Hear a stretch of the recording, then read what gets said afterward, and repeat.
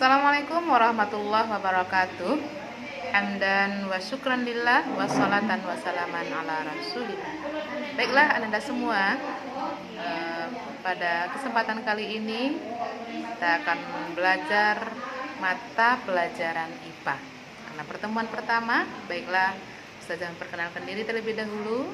Nama Ustazah adalah Roni Zegienti Eka Putri SSI. Baiklah Anda semuanya, kita langsung saja untuk materi pertama kita akan membahas tentang objek IPA dan pengamatannya. Ada 4 poin yang akan kita pelajari pada kali ini. Yang pertama adalah apa itu IPA, yang kemudian 3 keterampilan proses dalam penyelidikan IPA, kemudian manfaat belajar IPA, dan yang keempat adalah objek yang kita pelajari di dalam IPA. Baiklah, IPA yang pertama adalah merupakan salah satu cabang ilmu yang mempelajari tentang segala sesuatu yang ada di luar kita, yang mempelajari tentang alam, baik itu hidup maupun tak hidup.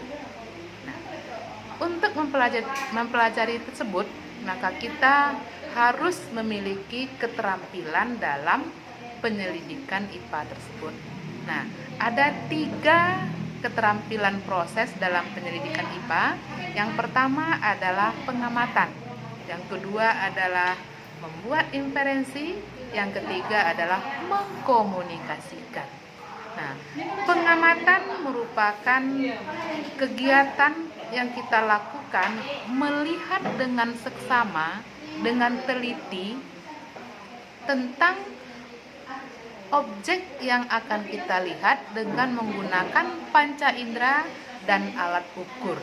Ya, contoh pengamatan tentang panjang suatu meja adalah 100 cm, atau pengamatan tentang bentuk atau tipe daun, ada yang menjari, menyirip, dan segala macam.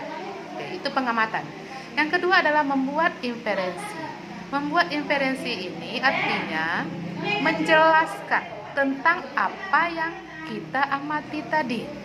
Ya, apakah panjang meja seperti contoh yang tadi ataupun bentuk daun. Yang ketiga adalah mengkomunikasikan. Mengkomunikasikan artinya kegiatan menyampaikan hasil yang telah kita dapatkan dari penyelidikan atau pengamatan tadi. Hasil tersebut bisa kita sampaikan atau sajikan dalam bentuk tabel, dalam bentuk gambar, ataupun dalam bentuk grafik. Nah, kemudian manfaat mempelajari IPA. Yang pertama, bisa kita mengetahui segala hal yang ada di sekitar kita. Contoh, kenapa matahari di siang hari bisa bersinar, ya, di malam hari tidak kita lihat. Nah, kemudian contohnya lagi, kenapa daun yang berada di pucuk dengan daun yang berada di pangkal batang itu warna hijaunya lebih pudar. Nah, itu.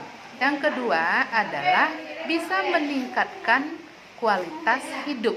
Ya, ketika kita tanam biji, kemudian tumbuh menjadi tumbuhan, berbunga dan berbuah, dan buahnya ini bisa menghasilkan apa yang kita harapkan.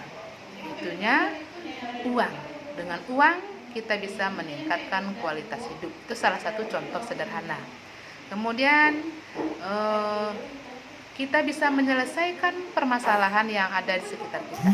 Contoh, ya, bagaimana cara mendapatkan air yang bersih dari air yang keruh. Nah, kemudian yang keempat, kita bisa berpikir secara logis dan sistematis. Kalau dari pengamatan data ini yang kita dapatkan, maka kita bisa menyimpulkan tentang data yang kita dapatkan tersebut. Nah, poin yang terakhir adalah objek yang kita pelajari di dalam IPA. Itu ada 4. Yang pertama ada fisika, yang kedua ada biologi, yang ketiga ada kimia, Dan yang keempat ada ilmu bumi dan antariksa. Di dalam fisika kita akan mempelajari segala sesuatu tentang alam. Apakah energi, cahaya, gaya, panas, dan lain-lain. Di dalam biologi kita akan mempelajari semua makhluk hidup, baik yang berukuran kecil yang tidak tampak oleh mata biasa maupun yang berukuran besar. Kemudian kimia, di dalam kimia kita akan mempelajari tentang zat penyusun atau perubahan suatu zat. Nah, kemudian yang keempat ilmu bumi dan antariksa. Ya, kita bisa mempelajari tentang asal muasal bumi, bagaimana perkembangan bumi, planet, kemudian bintang-bintang ataupun benda langit lainnya. Oke, baiklah itu Ananda sekalian. Ada 4 poin penting pelajaran kita pada hari ini. Yang pertama itu tentang IPA, yang kedua 3 proses keterampilan IPA, yang ketiga manfaat mempelajari IPA, dan yang keempat adalah objek yang kita pelajari dalam IPA. Oke.